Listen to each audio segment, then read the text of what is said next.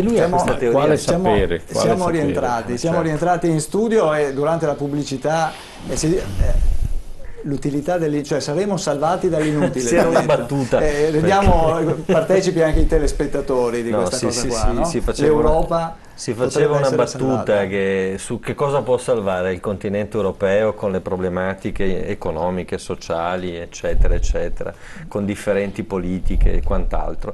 E mi veniva dagli ospiti di fargli questa battuta su questo libro straordinario che è stato pubblicato l'anno scorso, nel 2013, poi tra l'altro che 11 paesi europei hanno pubblicato e ha venduto milioni di copie, il cui titolo è L'utilità dell'inutile, di questo professore che insegna filosofia a Reggio Calabria, e lui provocatoriamente dice che probabilmente quello che può salvare l'Europa è quello che oggi noi consideriamo assolutamente inutile, cioè il sapere.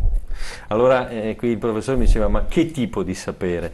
Anche questo insomma nel dettaglio. Guardi, quello che hanno fatto la Grecia, proprio questa Europa, è la dimostrazione che non hanno capito la valenza di quel sapere, perché noi in qualche modo possiamo dire figli, nipoti o quant'altro del mondo greco, della civiltà greca. E qual è stata la punizione più grande che hanno svolto la politica economica in Europa? E quella io credo che hanno fatto la Grecia, hanno demolito la Grecia, che è la culla dei nostri saperi, perché se il sapere che deve essere insegnato nelle nostre scuole e che non viene più insegnato è quello che garantisce di avere una dignità homini, che poi produce anche il politico di qualità, perché il politico di qualità si pone il problema dell'etica nel suo agire, nel suo fare le cose. Nel momento in cui distruggiamo il sapere, produciamo anche dei mostri della politica, che sono poi quelli che hanno un unico interesse, che è il proprio interesse. Ora, sembra della filosofia, ma lei mi creda, non è filosofia, perché se noi investiamo nel sapere, nella formazione, nella ricerca, produciamo una qualità, altrimenti avremo una classe dirigente che è quella che abbiamo oggi. Insomma, questa era la battuta che facevamo, diciamo, durante la pubblicità. Ecco. Massimo Sinigaglia, questo disegno che c'è dietro quanto sta avvenendo da noi in Europa, c'è qualcosa che... Infatti poi è partito un po' da lì, no, il discorso. Diciamo che nell'ottica di pensare a un disegno, in effetti vedendo 20-30 anni, non so, di scelte univocamente sbagliate o comunque che non portano a nulla, si potrebbe anche pensare che è così. Io vedendo anche parecchi paesi esteri così, nella mia piccola valutazione, non vedo che però in Europa ci siano questi fenomeni che girano, nel senso che non vedo paesi che si oppongano a quelle cose che noi vogliamo opporci e diciamo che i nostri politici non si oppongono, ma mi pare che anche all'estero, comunque in Europa, siamo un po' succubi di qualche potere forte che quando ha deciso difficilmente qualche Stato membro riesce a opporsi o a proporre delle variabili che siano più soggette a essere utili per il paese stesso che fa parte della comunità europea.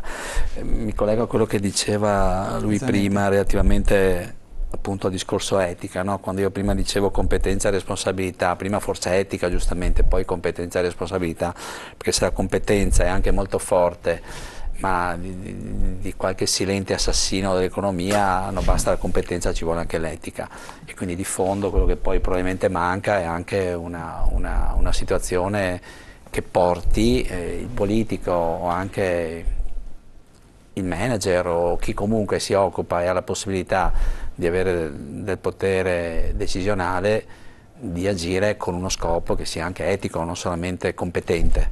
Quindi questa forse è anche una problematica quando il tutto è dato all'economia di per sé, che viaggia solamente a numeri.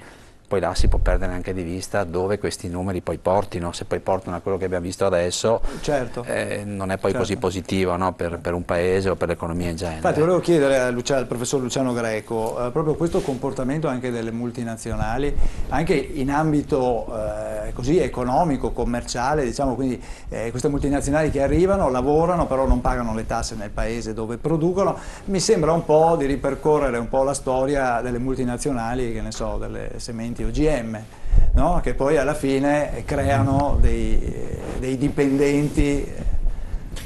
Sì, in realtà le multinazionali utilizzano le regole, in realtà in parte contribuiscono a scriverle per la verità, in vari settori, quindi la fiscalità, la finanza, lei parlava adesso delle licenze di utilizzazione quindi dei brevetti in particolare Il punto fondamentale è che le multinazionali... mi sembra che ci fosse quasi un'analogia. Sì, no, c'è un'analogia. Le multinazionali... E lavori solo se ci sono io, se no tu non fai Le multinazionali sono l'unica realtà realmente globale in un'economia, in una società globale. Quindi il punto fondamentale è che mentre queste organizzazioni, che però, ricordiamo, danno anche da lavoro a tanti milioni di persone, quindi infatti tutti siamo lì, no? Diciamo, ne parliamo male, però poi appena una multinazionale dice adesso qui chiudo, no? Potrei fare una serie di un elenco abbastanza lungo,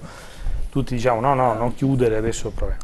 Il problema fondamentale è che questo fenomeno è cresciuto dagli anni 70 fino ad oggi in assenza di un equivalente fenomeno di governo dell'economia globale. Quindi l'Europa, ne abbiamo parlato un po' tutta stasera, è un po' un contropotere rispetto allo strapotere di queste cose, ma è un po' infiltrato. Insomma, c'è una sorta di commistione. C'è un po' di commistione. Allora, il punto fondamentale è vero che un po' in tutti i paesi, quindi ci sono questi poteri forti che tutelano, poi alla fine l'effetto finale di queste cose, guardate che se ne è parlato, è il potenziamento delle diseguaglianze.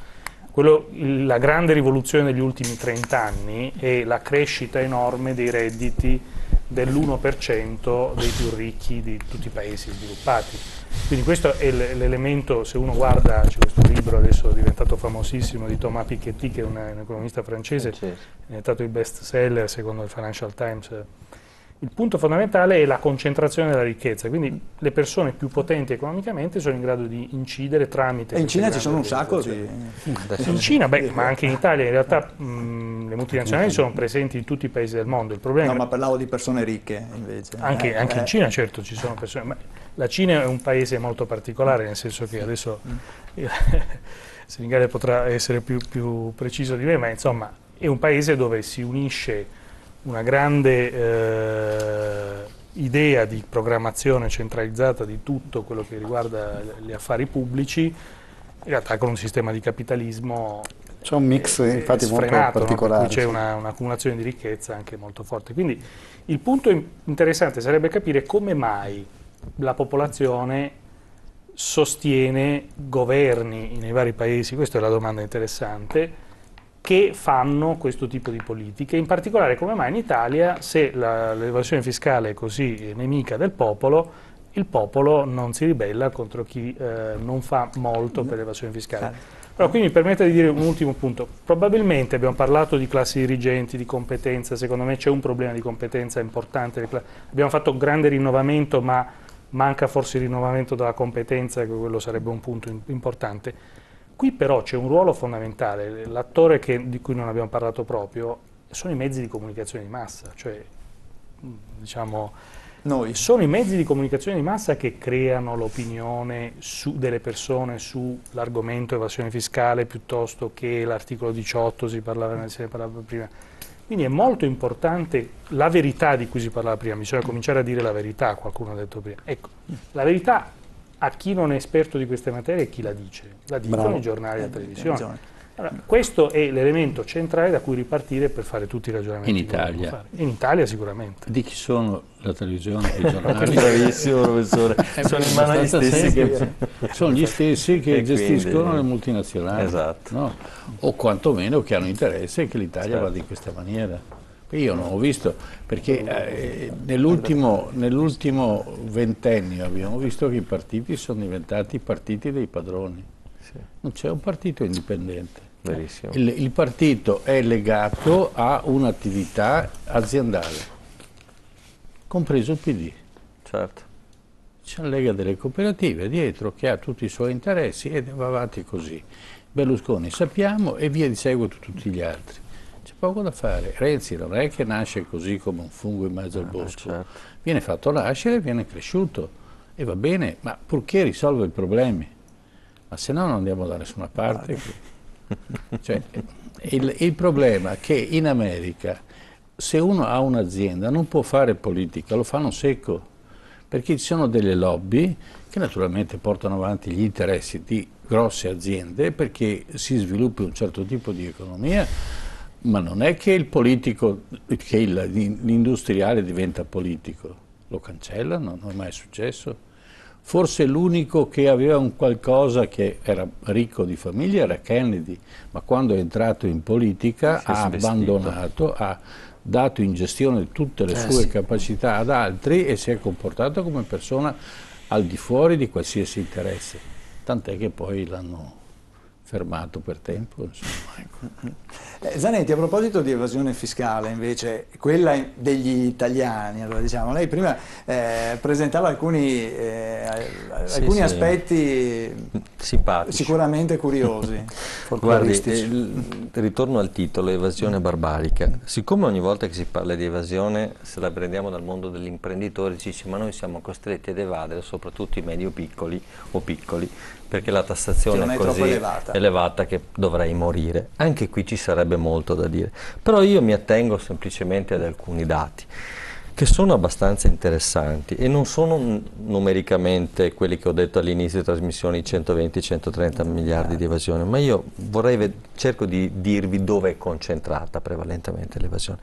Allora, ci sono degli studi dell'anagrafe tributaria, quindi sono, come dire, scientifici, non è che uno dice ho un'opinione, sono dati. La matematica diceva Pitagora che i numeri sono molto democratici, perché quelli sono. Allora, in Italia è simpatico che risultano un parco auto circolante nel numero di 594.350 mezzi l'anno scorso, di autovetture che sono soggette al superbollo, che hanno oltre 250 cavalli fiscali. Il 31 delle 7 delle quali possedute da persone che dichiarano redditi inferiori ai 15.000 euro. Il 31,7%. Il 31,7% di queste 594.000 auto, che hanno un nome e un cognome, hanno un certificato di proprietà, il 31,7% sono persone che dichiarano meno di 15.000 euro l'anno. Allora la domanda che verrebbe a chiunque: come accidenti hai fatto a mantenere un'auto che costa mediamente 120-130 mila euro se guadagni 15.000 euro? Ma di questi esempi io ne potrei fare decine, perché se poi guardo la classificazione dei redditi del 2013 sulle dichiarazioni del 2012, sempre pubblicate dal Dipartimento delle Finanze per categorie e per dislocazione anche geografica dell'Italia, scopro per esempio che i più ricchi sono i dipendenti, le società di capitale l'84,7% sono in perdita, cioè non dichiarano redditi perché sono in passivo. E allora troviamo per esempio che si va dai tassisti che dichiarano mediamente, siamo sempre nel taglio medio, 15.000 euro l'anno, istituti di bellezza 2.200 euro mediamente l'anno di introiti, servizi di acconciatura 13.000, autoscuole 22.000, commercio al dettaglio di strumenti musicali 12.000, e potrei andare avanti sulla casistica, che sono decine e decine e decine. Rispetto alla fedeltà fiscale c'è un altro studio, anche questo sempre del Dipartimento delle Finanze, anche questo interessante, dove si vede come l'Italia sia diviso in 8 pezzi, e a questi 8 pezzi è stato stabilito che c'è un gradiente che si chiama gradiente di fedeltà e gradiente, diciamo così, di irregolarità. Allora è simpatico vedere come le province siano divise fra nord, centro e sud in maniera significativa. La nostra provincia di Padova, per esempio, è quella che hanno classificato come stanno tutti bene, perché la pericolosità fiscale è individuata come 1, cioè la più bassa in assoluto, e sono circa una ventina di province. Se poi andiamo a vedere quelli che hanno più rischiose abitudini, quindi pericolosità fiscale 3, troviamo comunque anche città che non sono a sud, perché insomma Livorno non è a sud, Lucca non è a sud, Massa Carrara non è a sud, Pescara non è a sud, Pisa non è a sud, e potrei andare avanti. Ma per non farla lunga dico che cosa? Questa mappa clusterizzata dell'Italia rispetto al fenomeno evasivo dimostra sostanzialmente che ormai è passata l'idea che tutto sommato, diceva prima, mi pare proprio l'imprenditore qui, evadere conviene. Perché guardi, sono 41 milioni le dichiarazioni dell'anno scorso, dove l'Agenzia delle Entrate non riesce a verificarne, quindi andando a fare le verifiche, non quelle automatiche ma quelle effettive, a non più di 200.000 l'anno. Se lei fa una proporzione 41 milioni per 200.000 capisce quante verifiche ci sono, giusto? E quindi la possibilità di farla franca è altissima. Però questo denota che cosa? Denota quello che dice la Corte dei Conti, sezioni unite, che il maggior rischio di evasione è proprio connaturato al basso numero di controlli che si fa, ma non perché l'Agenzia delle Entrate lavora poco, Anzi, ma perché gli ordini che vengono dal sistema convenzionale fra Ministero e agenzie fiscali, c'è una convenzione che stabilisce chi controllare, come controllare, cosa andare a vedere, lo stabilisce il potere politico, e il potere politico è quello che dà l'indirizzo su quello che si deve e non si deve fare. Torniamo al discorso che facevamo prima. E torniamoci al discorso che facevamo prima per arrivare a dire, e vado a chiudere perché ci sarebbero molte cose da dire, che sostanzialmente l'idea di non punibilità è un'idea che ormai è diventata, come dire, una sorta di sangue che circola in molti corpi del sistema paese, e quindi infatti, tutto sommato, e poi tra l'altro vorrei ricordare che dal 1970 al 2004 in questo paese hanno fatto 32 condoni di varia natura, e ricordo anche che un provvedimento dell'allora governo Berlusconi con il ministro dell'economia e delle finanze Tremonti stabiliva che chi aveva esportato illecitamente capitali all'estero se la cavava beatamente riportandoli in Italia, quindi ripulendo quei denari, pagando il 5%. Ecco, c'è anche da dire poi che anche se quindi è un capisce che noi abbiamo veramente a che fare anche con questo, che è il problema etico che dicevo prima. Le cose si tengono poi tutte... è legato anche il problema della giustizia, perché anche poi appunto chi dovesse essere comunque pescato ha il primo grado di giudizio, ci vogliono 900 e passa giorni. Guardi, cioè l'1,7% di chi viene denunciato per reati tributari viene poi arrestato, l'1,7%. Sì, anche meno. Poi le dico per la verità una cosa, è successo qualcosa negli ultimi anni, perché l'attività giurisdizionale in capo alle commissioni tributarie, che è un organo giurisdizionale a tutti gli effetti che fa capo al Ministero dell'Economia e Finanze, Dipartimento di Finanze, ha modificato in maniera significativa dal 1996 a oggi in sostanza chi finisce sotto alla causa tributaria, generalmente fino a qualche anno fa la vinceva quasi sempre il cittadino, perché gli avvisi di accertamenti anche lì vengono fatti diciamo così, in una commistione tra Guardia di Finanza che eleva l'accertamento e Agenzia delle Entrate che poi va a verificare l'accertamento che ha fatto la Guardia. Siccome una volta gli strumenti erano un pochino troppo abborracciati, poco primitivi, prevalentemente il cittadino vinceva nei 2/3 dei casi. Negli ultimi anni la cosa si è invertita, lo Stato vince nel 55,6% e perde evidentemente nell'altra parte. Quindi questo sta a significare anche insomma qualcosa di importante. Certo, voleva intervenire. Sì, no, nel senso che è vero che il controllo fiscale è importante, però i regimi fiscali che funzionano meglio nel mondo sono i regimi dove è la prevenzione dell'evasione che funziona meglio.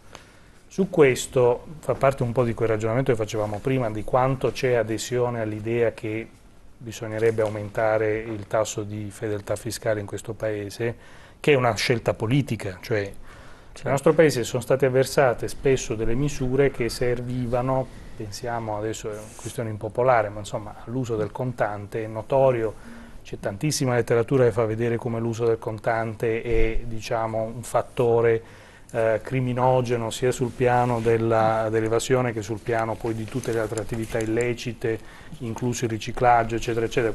Perché poi bisogna pensare che l'evasione è un fenomeno che rientra in una vasta categoria di devianze, diciamo, di tipo economico, quindi non c'è tanta, era un po' nei dati che venivano detti prima, c'è spesso un po' di vicinanza fra l'aspetto dell'evasione e altre forme di criminalità economica e eventualmente anche...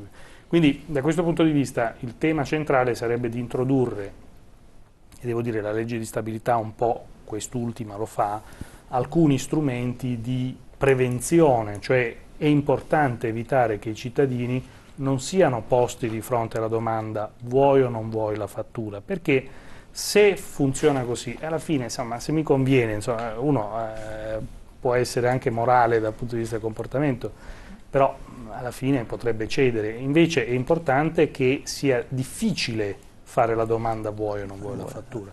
E su questo ci sono tantissimi strumenti che si possono utilizzare, dalla tracciabilità appunto dei pagamenti a tutta un'altra serie di strumenti. Qui la scelta è se le vogliamo fare queste cose o non le vogliamo fare. Se uno gira un pochino sa che negli altri paesi europei, ma anche del mondo, è possibile comprare anche le caramelle con le carte di credito. E qui ritorniamo alle banche, i sistemi di pagamento, negli altri paesi probabilmente costano molto di meno, eccetera, eccetera. Su questo provvedimenti di governo si potrebbero fare e qui probabilmente non c'è tanta volontà di entrare sulla questione, però probabilmente non è solo un problema di classe politica, c'è una scarsa adesione all'idea che sia opportuno fare una lotta senza se e senza ma all'evasione fiscale. Ma però, se posso intervenire, verissimo, però anche è vero il contrario, diciamo nei paesi quelli dove il mercato è più sviluppato, ad esempio il contante è utilizzato anche per comprare cose importanti. Quindi se io voglio comprare una macchina da 50.000 euro in contante, in Germania lo posso fare, in America lo posso fare, non in euro, li comprerò in dollari. Però voglio dire, ecco, per cui non è, diciamo, una cosa sempre vera questa, però è vero, diciamo, una questione della prevenzione, secondo me. Cioè la questione è, ci sono delle regole e le regole vanno rispettate, questo dovrebbe essere, diciamo, la base di qualsiasi rapporto civile. Qui purtroppo abbiamo il discorso che spesso e volentieri le regole ci sono, forse ne abbiamo anche forse troppe probabilmente qui in Italia, e che non vengono rispettate. Mi viene in mente che è proprio una questione, rubo proprio un minuto veloce, della settimana scorsa, una cosa analoga che è successa in Giappone per un traghetto che, diciamo, affondato per una manovra sbagliata. Il capitano, che ha 65 anni, è stato condannato a 36 anni di cosa, perché gli hanno tolto l'omicidio preintenzionale, perché comunque gli hanno trovato che non era poi comunque così. Ha avuto una... 36 anni. E, diciamo, lui è stato comunque accettato la condanna per un senso di vergogna che provava. Una condanna che è arrivata anche rapidamente. In 6 mesi. Allora l'analogia giustamente arriva qui alla Concordia, sono passati 2 anni, quello che, diciamo, è responsabile o presunto responsabile, dov'è, dove non è, non si sa, va in televisione, va all'università. Cioè c'è sempre questa forma di mancanza di responsabilità. E nella gestione delle cose pubbliche, anche, diciamo, le nostre aziende pubbliche, io ad esempio, in una maniera molto semplice, se un manager pubblico fa all'interno di un'azienda pubblica fa 2 anni di seguito di passivo, se ne va via, mi sembra una cosa abbastanza normale. Se noi abbiamo, diciamo, le aziende pubbliche che fanno passivo continuamente, anzi è un metodo diciamo consolidato, e poi questi manager che fanno passivi li premiamo in maniera clamorosa con dei benefit straordinari quando hanno demolito le aziende pubbliche. Ne abbiamo casi noiosi. Secondo me manca la questione etica, l'abbiamo detto, manca, diciamo, competenza e manca la responsabilità a tutti i livelli. Qui se uno sbaglia paga, in America puoi usare i contanti, però se dal punto di vista fiscale sgarri, la paghi in maniera clamorosa. Anche in Germania. Anche in Germania, un po' dappertutto. Certo, certo. Sì, però questa educazione nasce da un concetto del perdono a 360 gradi che ha deteriorato il concetto di responsabilità. E noi abbiamo il concetto del perdono, purtroppo, che anche lì fa questo tipo di danno. Certo.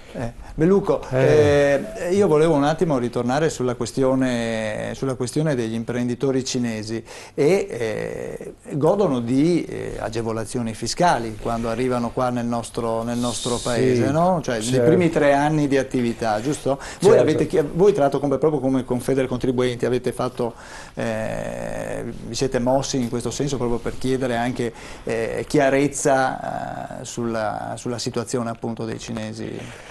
Beh sì, io personalmente no, però la nostra associazione è chiaro che è presente con il nostro nome Confedercontribuenti, da non confondere con qualche altra, per favore. Ci muoviamo naturalmente a 360 gradi per quello che riguarda la difesa degli imprenditori e naturalmente la difesa del cittadino. Ma io volevo, è chiaro che quello che ha detto lei noi lo facciamo, l'abbiamo fatto e lo faremo. Quello che noi chiediamo prevalentemente è quello che avevo detto prima, che vengano introdotti i dazi, ci vogliono i dazi, perché altrimenti qui avremo una desertificazione del nostro tessuto produttivo e soprattutto commerciale, perché il commercio è praticamente disintegrato da questo sistema di vendere i prodotti. Disintegrato nel vero senso della parola. Le piccole aziende commerciali di vicinato, le piccole botteghe di vicinato sono completamente sparite, si fanno strade intere che una volta era impensabile di trovare un negozio in affitto, adesso ne vedono una schiera, io potrei fare degli esempi ma lo vedete anche voi. Cosa sta a significare qui? Che il commercio è completamente impoverito, depauperato da questo sistema che c'è adesso di fare commercio da parte di questi che fanno competitività in maniera del tutto agevolata, perché loro, come diceva il signore prima, quando devono acquistare dall'estero mettono dei dazi notevolissimi sui vini, sui prodotti di alta qualità, sulle nostre automobili, sui nostri prodotti made in Italy, ma anche nei prodotti sicuramente degli altri competitor tedeschi, europei, eccetera. Ma io volevo entrare un attimo sul discorso dello scambio delle monete. Nel mondo circola dal 3 al 5% della moneta reale. C'è meno moneta di quello che noi pensiamo. Noi vediamo i nostri soldi che ci scambiamo ogni giorno, pensiamo che quella sia tutta la moneta in circolazione. No, è dal 3 al 5%. Il problema è anche questo, che nello scambio della moneta chi ci guadagna sono solo le banche. Perché per esempio c'è stato proprio, mi pare proprio ieri, i benzinai, credo di tutta Italia, ma sicuramente della nostra zona, hanno scioperato, nel senso che hanno fatto il no card day, nel senso che non hanno accettato il pagamento attraverso la carta di credito, per un semplice motivo, che se hanno un margine di guadagno talmente esiguo e lo devono pagare alle banche che non fanno nulla e rimangono lì seduti al caldo d'inverno, al fresco d'estate, a prendere dei soldi che non sarebbero dovuti, o perlomeno negli altri paesi non sono dovuti. Se facciamo un rapporto per esempio con l'Olanda, noi paghiamo 10 volte quello che sono i costi, non il 10%, il 1000% rispetto a quelli che sono i costi dell'Olanda, e non è una cosa accettabile. Noi dobbiamo competere, gli stessi tassi, i tassi che noi paghiamo, li paghiamo molto ma molto di più, i tassi sui mutui, e non pensiamo che sia una cosetta così. Un punto percentuale sui mutui equivale a circa 7 miliardi di euro, un punto percentuale. E quando c'è stato l'innalzamento dei tassi soglia di usura nel 2011 non c'è stato il governo che era in carica, non diciamo quale, che tanto lo sappiamo, li ha elevati di circa 3 punti percentuali, mediamente di 3 punti percentuali. Ogni punto percentuale, come ho detto prima, equivale a circa 7 miliardi di euro, e non c'è stato nessuno, né di maggioranza né di opposizione, che ha detto questa grave incongruenza, che ha fatto notare questa grave incongruenza. Va bene? Ecco, è inutile che noi andiamo a stracciarci le vesti. Qui è solo una questione che stiamo dando benefici e quant'altro, che poi tra l'altro li utilizzano per darli ai propri manager. Che qualcuno, oggi sono andato al barbiere e mi ha detto: ma quando prenderà il presidente di una grossa banca, che è un cliente anche suo, che ci siamo trovati lì e abbiamo avuto una discussione, 200.000 euro l'anno, 200.000 euro al mese, gli ho detto io, al mese. Ma sai chi prende 200.000 euro l'anno? Prende un piccolo direttore generale di una piccola banca di credito cooperativo. E allora è inutile che noi ci andiamo qui a fare le cose. Loro vogliono continuare a avere i loro benefici, avere i loro privilegi. Loro continueranno a fare quello che vogliono, perché non c'è nessuno che li contrasta, perché i politici sono all'interno dei consigli di amministrazione, le leggi le fanno tutte a loro piacimento, la stampa, come dicevamo prima, che non li contrasta. Gli unici che li contrasta modestamente siamo noi, perché neanche le associazioni di categoria, i consorzi di garanzia di fidi, la Banca d'Italia, non ne parliamo, che è come le tre scimmiette. Non c'è nessuno che li contrasta, questi qui fanno il bello e il cattivo tempo. Siamo nelle mani delle banche. A condizioni zero, perché il denaro lo comprano a zero. Luca, iniziamo ad ascoltare la voce anche dei telespettatori. Ne abbiamo uno in linea. Buonasera, da dove chiama il suo nome, per cortesia? Buonasera a tutti voi, sono Michela Annone Veneto, Venezia Orientale. Buonasera signora Michela, prego.